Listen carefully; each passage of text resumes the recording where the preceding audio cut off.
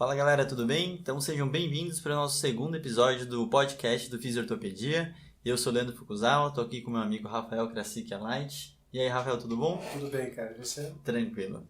Então a gente vai falar um pouquinho hoje de como nos atualizamos. Então a ideia, o podcast em si, né, ele dá essa possibilidade da gente fazer uma conversa um pouco mais solta. Então a ideia não é igual os webinários que a gente já tem e o curso que é para trazer um conteúdo mais denso e tudo mais, né? Então essa coisa de conseguirmos conversar com todo mundo, então a gente sempre vai pedir a interação de vocês nas outras redes sociais, para a gente conseguir sempre tirar as maiores dúvidas de todo mundo que está consumindo esse programa, tá? Então, começando, vou falar um pouquinho com o Rafa aqui sobre como a gente se atualiza, né? Mas eu pedi para ele falar muito brevemente de qual foi o background dele, que formações que ele tem. Eu falo um pouquinho rapidinho da minha para a gente começar o assunto mesmo, tá? Então, Rafa, como que foi sua carreira, mais ou menos? Bom, eu, obviamente, né, assim como você, tive como graduação a fisioterapia. E depois eu fiz uma pós-graduação lato sensu no Hospital das Clínicas, onde a ideia, né, na verdade, da pós é uma pós muito voltada para o atendimento de fisioterapia musculoesquelética, mas que levanta e usa muitos princípios da neurofuncional e do controle motor. Acabei trabalhando alguns anos no Hospital das Clínicas como supervisor dos cursos de especialização, né, dessas especializações, e como coordenador de alguns ambulatórios lá dentro. Tive algumas outras experiências no complexo também, trabalhei no grupo da dor por uns anos. Depois eu fiz meu mestrado e doutorado, né, e ainda faço doutorado, pelo programa de Neurociências e Comportamento da USP. Né. Então, basicamente, esse foi o meu background. Maravilha. Então, assim como o Rafa falou, minha formação de fisioterapeuta, né? Logo em seguida fiz uma especialização prática, que tem mais tempo, né? Que seria mais do que uma pós-graduação, na Santa Casa. Fiquei de R1, fiquei de R2 lá depois, que é um ano optativo em si.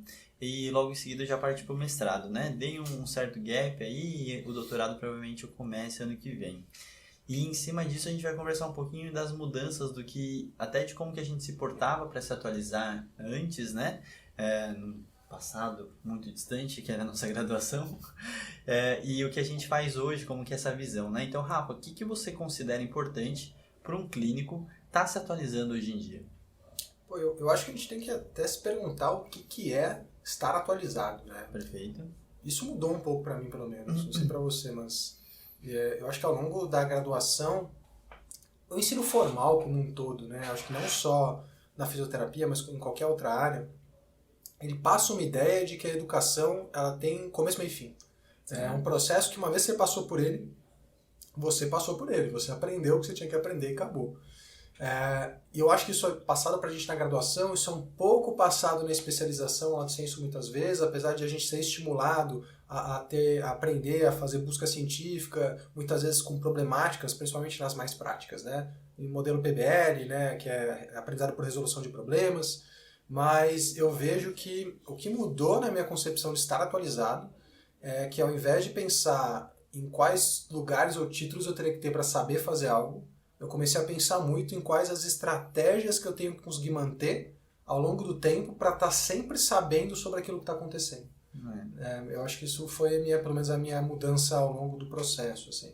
Isso é muito interessante o que o Rafa falou, porque ao invés desse formato quadrado de começo, meio e fim, né? Eu sempre falo muito que na Santa Casa, e o Rafa fez o HC, quem passa pelo IoT e pelo SET, são um momento da especialização que é muito intenso, né? Então você passa por aquela graduação onde você está aprendendo o chão, né, do assunto, né, toda aquela base em si, para depois na especialização você se aprofundar em alguma área específica, né?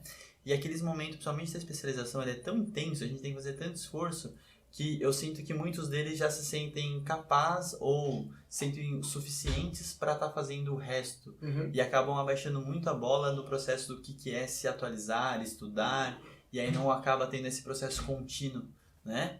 E uma das coisas que a gente vive comentando é essa questão do quanto esforço que precisa ser feito para estar realmente entendendo de tudo, né? Então, uma coisa muito diferente é eu estar atualizado, outra coisa é você ser especialista do assunto, né? Então, nessas horas a gente começa a entender que o clínico talvez ele tenha necessidades muito diferentes de um especialista, que uma coisa não descarta a outra, né? Claro, com certeza. Né? Eu acho que isso é uma habilidade que vem sendo discutida em qualquer área, assim, acho que é comum em podcasts a discutir esse termo que é o lifelong learning. Eu acho que isso está na moda. E, poxa, o que isso quer dizer, né? Quer dizer que o que é hoje, o que é dado valor hoje em dia, na verdade, é muito mais o conjunto de estratégias que você consegue ter ao longo do tempo, e eu acho que a gente tem que encarar o aprendizado, né, da mesma forma que a gente encara a economia ou a educação financeira. Se você não separar o dinheiro na entrada, provavelmente não vai sobrar depois para você investir. Se você não separar um tempo ou planejar hábitos de estudo, é muito provável que não vai sobrar tempo para você estudar ou para você ter essa visão geral, né, que é o que a gente está falando, que, pelo menos na nossa opinião, a gente discutiu bastante sobre isso, é o que um clínico tem que ter. Né, um big picture, uma visão mais geral da área e para onde ela está indo e do que enfim, né, as novas evidências estão apontando, né, porque eu acho que é realmente essa visão muito generalizada que permite com que ele tome decisões mais assertivas na maior parte das vezes com seus pacientes. E é isso interessante, até trazendo algumas coisas mais pessoais, né, de graduação em si, eu realmente não era o grande estudioso do processo, né, mas depois que eu comecei a especialização, comecei um processo de ser mais bitolado em relação aos estudos, e a gente sempre teve muito essa questão de estar vendo muito artigo, né? E é muito engraçado, porque a partir do momento que eu passei na especialização, que a gente tinha uns 10, 15 artigos por dia, porque todo dia era pedido toda essa demanda, né? Chegou no mestrado, eu entendi que eu lia muita coisa superficialmente, de certa forma, sem conseguir ter uma certa peneira daquele conteúdo. Né? Então aí entra também um processo um pouco de maturidade. Eu vejo muitas pessoas que se decepcionam muito quando falam assim, nossa, eu não aprendi a fazer isso, eu não aprendi a fazer aquilo, né? Então é legal até porque eu e o Rafa a gente tem duas táticas muito diferentes, né? Eu sou um cara que gosta realmente de entender um pouco de tudo, até pela minha formação e pelo que eu dou de curso hoje, eu fico muito nesse big picture. Mas ao mesmo tempo eu gosto de saber porque quando eu precisar me aprofundar para montar uma aula ou para escrever algum artigo e projeto, eu sei mais ou menos tudo que tem, né? E aí eu começo a entrar nos detalhes após isso, né? Mas isso é uma característica até meio do meu perfil, né? Sim. O Rafa já é um cara que para mais, lê o artigo, detalhe, discute, não sei o que, cada artigo que ele vai consumindo, né? Então são algumas coisinhas que são importantes da gente entender como que faz, né? Acho que a peneira do que a gente vai consumir é uma coisa muito importante, né? Deixa eu até levantar, já que você levantou a bola, né? Como que você faz para conseguir, enfim, né, dar conta dessa fluxo contínuo de artigos? Quais são as suas estratégias para você conseguir entender e saber esse pouco de tudo? É uma das coisas interessantes até eu comento em alguns lugares que eu não tenho nenhum medo de falar hoje, assim, que muitas aulas que eu já montei, eu mexo nelas muito pouco, por entender o big picture do processo, né? Então eu tive momentos que eu me aprofundei bastante, né? Acho que a Santa Casa foi o momento que eu realmente estudei muito de tudo, e hoje em dia só acompanhar é muito mais fácil, porque eu só vou colocar aquele artigo novo se ele alterar a minha linha de raciocínio, né? E aí eu posso ou somar uma referência se continuar, ou eu coloco um artigo falando assim, ó, antes a gente entendia assim, agora tá desse jeito, né? E isso acaba acontecendo pelas ferramentas digitais que a gente tem hoje, né? O Google Alert, ele tem bastante disso, eu coloco algumas palavras-chave dos principais assuntos que eu dou aula ou que eu faço pesquisa, né? O Twitter é uma das ferramentas que eu mais consumo diariamente, né? Para quem não conhece, o Twitter é onde os pesquisadores mundialmente são mais ativos. Tem alguns canais específicos que eu sempre passo em aula aqui, por exemplo, se você seguir o Physiomed Science, o Physiotutor, você já está atualizadíssimo, né? São todos os artigos que saíram no momento que eles saíram. Eles lançam antes que os próprios autores, né, saibam que já foi publicado, né? Esse negócio de Instagram e Facebook é aqui no Brasil. Lá fora a gente sabe que a galera usa Twitter mesmo e inclusive é muito legal, assim, porque quando você vai para o Twitter, você vê os pesquisadores discutindo. Né? Eles estão discutindo antes dos artigos saírem, eles estão ali debatendo para onde as coisas estão indo. Então, assim, é um lugar bem rico para se manter atualizado e entender esse todo, assim, né, também. Sim, eu concordo. E a gente tem as bases clássicas, né? PubMed, você pode também colocar os mesmos alertas. A Pedro tem mensalmente também todas as notificações dos artigos mais atuais, específicos da fisioterapia. Você pode marcar por áreas de interesse, né? Então são ferramentas que a gente tá muito fácil para consumir, né? E eu falo que cada vez mais o profissional que vai se diferenciar é aquele que souber triar essa informação. Que a gente tem um excesso, na verdade, né, de informação. Então isso torna que a gente familiarizado com muito assunto e especialista de poucos assuntos, né? Então você começa, pelo menos, somente pelos estudos da dor, da coluna e afins, naturalmente você começa a ver discursos muito repetidos, analogias muito repetidas. Então, naturalmente, é uma coisa muito de massa, né? Então, é um processo de você massificar a informação, onde está todo mundo falando agora muito parecido também. E poucas pessoas pegaram o artigo para tipo dar uma aprofundada, né? E às vezes o primeiro, né, o telefone sem fio, o artigo nem podia concluir o que concluiu ou nem falou isso, né? Claro. E isso é uma coisa, e é engraçado, porque como eu realmente costumo ler um pouco mais profundo alguns assuntos, eu uso muito as estratégias de criar os alerts, né, os pop-ups. Então, você pode fazer isso através do Google Citations, onde você busca, por exemplo, os autores que você quer, os pesquisadores, e a cada publicação nova você recebe e-mail com a pesquisa, onde foi publicado e tudo mais. Eu acho que você pode colocar para assuntos relacionados também pelo Google. Uhum. A PubMed te permite criar um sistema, uma vez que você buscou um assunto, você pode criar um alerta para sempre que vier alguma coisa nova daquele assunto você lê. E eu acho que todo mundo tem as suas revistas preferidas aí, né? Você pode colocar newsletter, receber o insumo mensal das novas publicações. Então, assim, eu acho que para artigo, basicamente não dá para ficar o tempo todo lendo tudo, mas essas ferramentas realmente elas dão uma filtrada, né? Te permitem, pelo menos, que chegue em você um pouco mais do que você quer. E eu acho que é até interessante, porque nesse processo hoje, pela certa maturidade que eu sinto que eu tenha dentro da metodologia em si, quando eu vou ler o artigo, eu vou pensar muito bem se eu vou aprofundar nele. Então, primeiro eu sempre leio o objetivo, vejo aquela conclusão, vejo se aquilo foi muito ou teve algum espinho ou não, né? Alguma informação excessiva. E aí logo em seguida eu vou ver a metodologia para entender se foi a metodologia mais adequada. Porque se eu já entender que aquela metodologia não é tão interessante, nem ler, né? Eu já sei que eu posso não ler.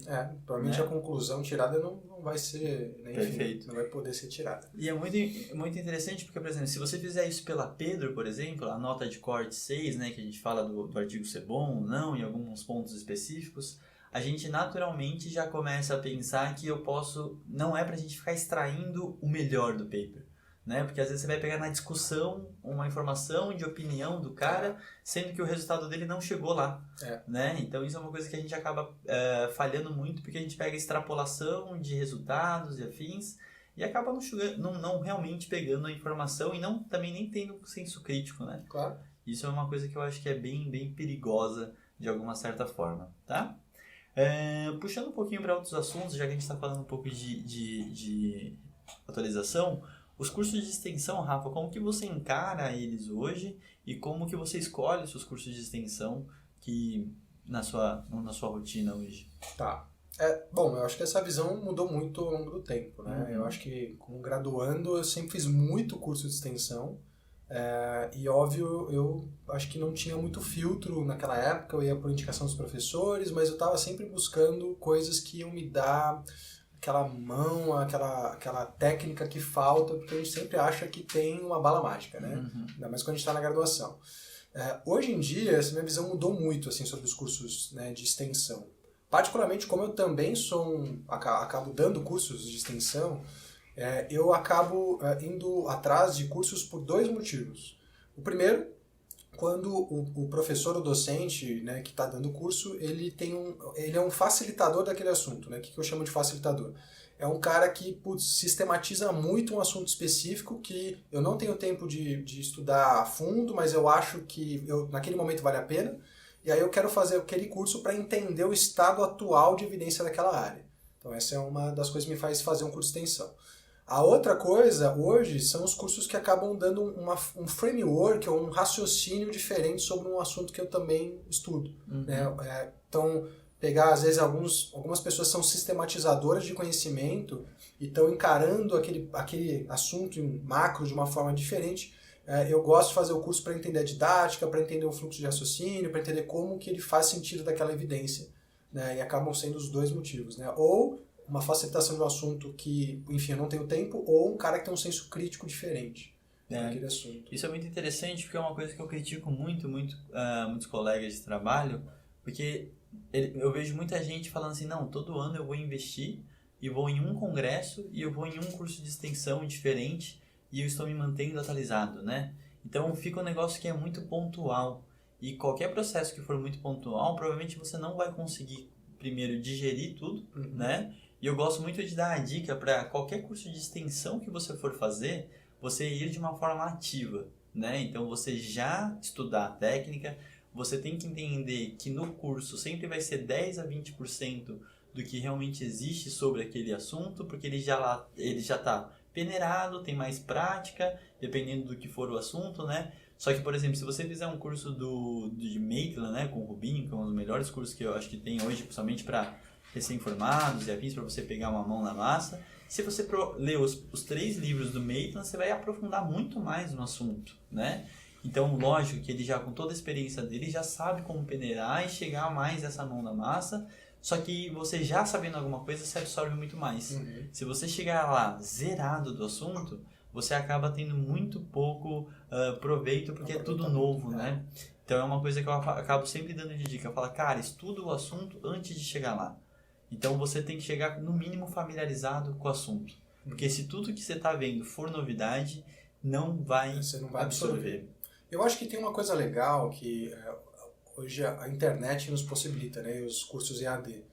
É óbvio que você vai achar curso para tudo online. E a gente pode encarar alguns cursos online, mesmo quando é um assunto novo para você, como muitas vezes essa introdução para você ver se é aquilo mesmo que você quer. Sim. Né? Nossa, eu fiz o curso online, eu entendi mais ou menos a ideia, acho que aquilo vai ser útil, já tive uma ideia geral do assunto, sinto que eu preciso de um curso físico. Pode ser uma estratégia, dar uma buscada antes, né? Não só ter o curso porque você precisa ter aquilo no currículo. Assim, eu acho que cada vez menos a gente olha para isso, eu mesmo, enfim, quando a gente faz processo seletivo, cada vez menos dou valor para o currículo em si. Eu aprendi ao longo do tempo que as soft skills e algumas habilidades são muito mais importantes do que a parte técnica. É óbvio que a gente precisa ter uma parte técnica de base. Mas, assim, eu acho que tem hoje no mercado e como clínico coisas que são mais relevantes muitas vezes do que você ter todos os diplomas das técnicas da moda. Eu acho que isso foi uma coisa que eu também mudei ao longo do tempo a minha forma de enxergar. Assim. E isso é uma coisa que vale muito a pena a gente pensar, porque não é só porque a gente vende um curso online, né? Mas ele é essa forma prática da gente consumir a qualquer momento, né?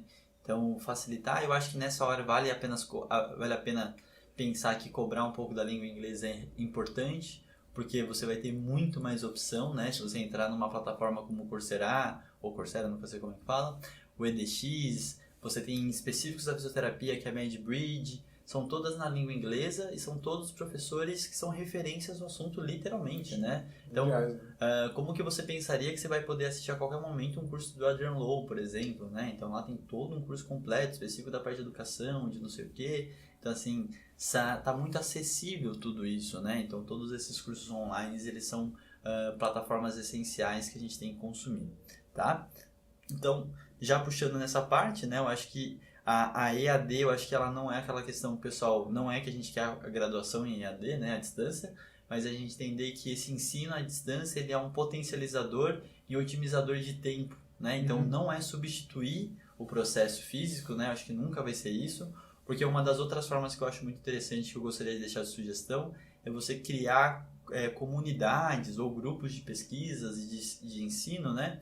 Que particularmente seria específico para você discutir um artigo, discutir casos. Eu vejo muito profissional que se fecha num ambiente de consultório ou uma clínica pequena, então ele não consegue ter muitas opiniões diferentes, e na hora que ele vê uma opinião diferente, ele fica totalmente com backfire, né?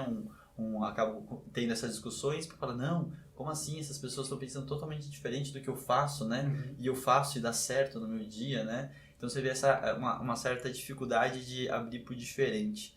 Então eu acho muito importante você conseguir achar pessoas que têm esse mesmo interesse para estar motivando você, porque sempre vai ter um momento de alta e de baixa, né? Muitas clínicas eu acho sensacional a questão deles investirem nos profissionais que eles têm, pagarem cursos de profissionalização para eles trazerem a informação, né? Então, você assistir o curso para você é uma coisa, você fala assim, não, eu vou fazer esse curso e eu tenho que passar para alguém. Equipe, né? É outra coisa. É outra pegada, né? Outra pegada. Você tem que entender já muito melhor, você tem que pegar os pontos fortes, filtrar.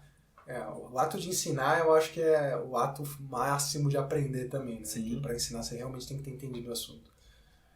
Isso é uma coisa interessante, assim, eu acho que hoje em dia a gente tem podcasts, a gente tem audiobooks, né? Eu mesmo assino o Audible, que é da Amazon, né? E a gente tem que lembrar que, assim, os livros texto, eles têm a sua função, mas eles demoram tanto tempo para ser publicados que muitas vezes eles já vão ser publicados atualizados. Então, para você entender uma ideia geral, pode ser, mas infelizmente ou felizmente, para quem quiser estar continuamente sabendo o que está acontecendo, é preciso desenvolver algumas estratégias mais dinâmicas, né? Acho que se for para gastar tempo lendo alguma coisa, que leia artigo, né? Porque hoje em dia, poxa, tem tanta ferramenta de tradução, tem várias formas e e-books traduzidos, então eu acho que tá mais fácil de achar isso. E acho que as mídias sociais, né, cara? As mídias estão aí, tem facilitadores de conteúdo nas mídias, né? Eu acho que a gente tem que tomar alguns cuidados só. A mídia social como um todo causa uma comparação de que parece que você nunca faz nada, né, para todo mundo, independente de quando você faça. Mas os facilitadores das mídias sociais, eles são também uma fonte potencial de adquirir conteúdo, né, de discussões, muitas vezes, apesar de elas muitas vezes serem polarizadas. Mas, sim, enfim, eu acho que é uma estratégia também. É interessante, porque na rede social você acaba discutindo muito, né, com pessoas de qualquer lugar do Brasil, do mundo, né? Como a Rafa falou no Twitter, os caras estão discutindo constantemente os assuntos, né? Então, facilita muito de eu entender até a opinião. Só que a gente tem que tomar um pouco de cuidado. A gente tem muita referência na nossa profissão e fora dela, né? Mas não quer dizer que você não possa ter uma opinião inversa. Que você não possa ter uma discussão saudável, até fazer a pessoa pensar em um outro modo, né? Claro. Então, eu acho que nessa hora que você está consumindo alguma coisa diferente, faz muito, muito sentido, né? Tem uma coisa que eu gosto muito que o meu orientador, o Alexandre Dias Lopes, me falou nem foi para mim, foi para uma colega minha, que ela estava num processo de graduação para especialização ou mestrado, né? E ele deu uma dica muito legal que é, tipo, não importa o que você faça, mas troca de ambiente. Porque provavelmente nessa hora você vai expandir a visão, né? Porque fica muito polarizado e aí fica escola Santa Casa é mais legal do que escola do IAT, da USP, de não sei o que. Então assim, começam umas brigas muito bobas que afasta mais do que aproxima, né? Eu falo muito que eu gosto, a gente tem um grupo de especialistas de dor, tá? Que é o Painstorm, e no Painstorm somos em 5 com backgrounds totalmente diferentes que chegam no mesmo assunto. Então na hora das nossas discussões, a gente dificilmente concorda com alguma coisa, né? Acho que a gente dificilmente fala assim, não, é isso mesmo, né? Então, assim, o Léo Ávila tem uma opinião dele, ele gosta muito dos mecanismos e afins, o Igor, esse lado social dele, o Lara com a visão dele. Então, assim, a gente chega em pontos muito diferentes, né? E isso é rico, sim, né? A diversidade cria uma riqueza de ideias, né? Que talvez a gente sozinho ou pessoas que pensam muito parecido não chegariam. Exato. Então, naquela hora que você está no mesmo ambiente, você está num grande viés de confirmação que não faz você se coçar e não faz você pensar diferente, né? Então, sempre que você escutar alguma coisa diferente, sempre pensa assim, faz sentido? Qual que é essa fonte que esse cara está usando, né? O meu argumento, ele está baseado também em outro artigo que provavelmente metodologicamente possa ser melhor, ou é literalmente numa vivência minha ou uma vivência de uma comunidade específica que é um público específico, né? Então, nessa hora, acho que vale muito a pena você peneirar, né? Então, assim, é legal, porque várias vezes, hoje em dia na internet, eu sou um pouco mais corajoso que antes, que eu coloco algumas coisinhas, e eu vejo que as discussões, muita gente que eu falo assim, nossa, eu achei que essa opinião era meio batida, né? E aquilo gera um fruto de discussão tão, tão interessante, que quando ele vai para um lado saudável, obviamente, ele faz você repensar em coisas que você falou que achava que estava meio morto já o assunto, né? Morto morrido, né? Certo, então palavrinhas finais aí, Rafa. Me fala aí o que você deixaria de principais dicas para as pessoas, para se manterem atualizados, né? E o que, sei lá, uma frase bonita de final. Olha, eu acho que, de fato, assim como eu já falei no começo, né, do episódio, a gente tem que encarar o processo de atualização como a gente encara hoje a educação financeira, né? Se você não separar antes, não conte com o que vai sobrar no final. Provavelmente não vai sobrar tempo.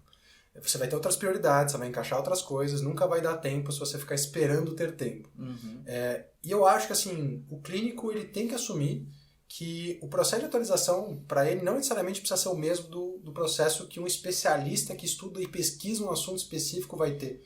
Muitas vezes ele precisa ter uma ideia geral daquilo que está acontecendo para poder atender bem os pacientes dele, para poder entender o quanto que, e se basear, na verdade, na melhor sempre evidência disponível. E isso implica em realmente você criar hábitos e nunca questioná-los. Eu estudo desde a graduação, eu leio coisa desde a graduação, né? Eu tinha momentos para fazer isso, independente de parecer que não faz nenhum sentido, né? Mas é exatamente isso. Eu acho que é ter a noção de que o lifelong learning, ou esse aprendizado contínuo ao longo da vida, que pode ser dentro de uma mesma área, ou pode ser aprendendo coisas novas, né, de outras áreas afins, é a habilidade do nosso século. Sim. Eu acho que o ensino formal, ele não vai cair, nunca vai cair, mas hoje eu dou muito menos valor para da onde a pessoa veio e dou muito mais valor para as pessoas que estão continuamente tentando estudar e buscar formas novas de fazer as mesmas coisas. Eu dou mais valor para isso hoje do que eu dava antes. É muito legal, porque naturalmente a gente tem que pensar que assim como a atividade física, por exemplo, na hora que a gente for mudar algum hábito, se for uma mudança muito radical, dificilmente você vai conseguir sustentar, né? Então, assim, a grande questão, nossa, essa semana eu vou ler um livro inteiro, né? E aí, tipo, não vai, cara. Então, assim, vai começar, você vai parar no meio e vai continuar tudo igual, né? E se você vai se decepcionar. Então, você tem que ser muito pé no chão. Eu acho que a gente tem que entender que a gente está se propondo a ser um profissional da saúde e que consumir ciência na área da saúde, ele exige essa flexibilidade de você estar toda hora se renovando, e não é renovar, né? É tipo, você ver uma opinião diferente, saber ter um senso crítico relacionado àquilo, saber qual que é o melhor jeito de comprovar aquilo para você falar assim, bom, isso eu acho que agora dá para fazer e ser diferente, né? Sim. E naturalmente você vai incluindo devagarzinho na sua prática, né? E só para finalizar também, eu acho que a nossa ideia aqui não é falar que então não tem que fazer curso, né? Que não tem que ir em evento, muito pelo contrário, nós mesmo, apesar de darmos muitos cursos hoje, nós fazemos cursos também, Bastante. nós vamos em eventos científicos, mas eu acho que, de verdade, mais do que uma vez por ano ir num evento e tentar escutar tudo que estão falando, fazer um curso e tentar tirar o máximo daquele curso naquele ano, a gente tem que pensar, né, que existem o resto do ano inteiro, né, e você, enfim, né, se você não estiver continuamente antenado, às vezes você nem pega aquilo que está sendo disponibilizado no evento ou no curso da melhor forma possível, como o Foucault falou. Então a ideia é não ser muito simplista no processo de se atualizar, né? Ele exige uma grande paciência, ele naturalmente tem momentos que você não vai entender o porquê que você está fazendo isso, mas vários momentos, né? Porque o estudar sem ter uma prova, ele te deixa num processo um pouco mais vazio, e é engraçado isso, acho que a gente tem que se acostumar com isso também. E como o Rafa falou, assim, escolher bem o curso e o porquê que você quer fazê-lo é muito mais importante, porque é um dinheiro que você está investindo, é um tempo que você está investindo, e o tempo nunca mais vai pegar de volta. Então, assim, por que eu estou investindo naquele tempo? É aí que você tem que se perguntar. Então, o cara é realmente referência daquele assunto? Ele realmente é diferenciado naquele assunto? Ou isso é uma técnica da moda e isso é o curso que eu consigo pagar, né?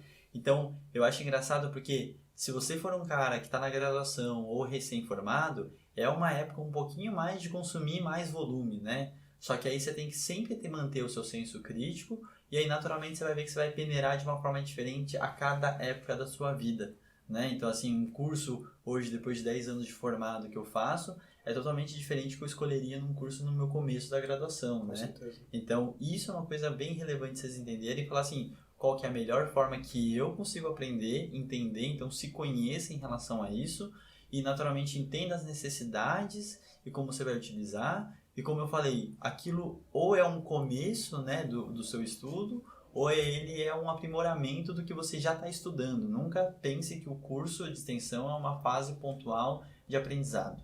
Se você levar dessa forma, vai ficar na familiaridade do assunto e você não vai conseguir saber nada de aprofundado de nada, né? E acaba sendo vazio o conhecimento. Sim. Certo? Então, acho que é isso que a gente tinha para passar.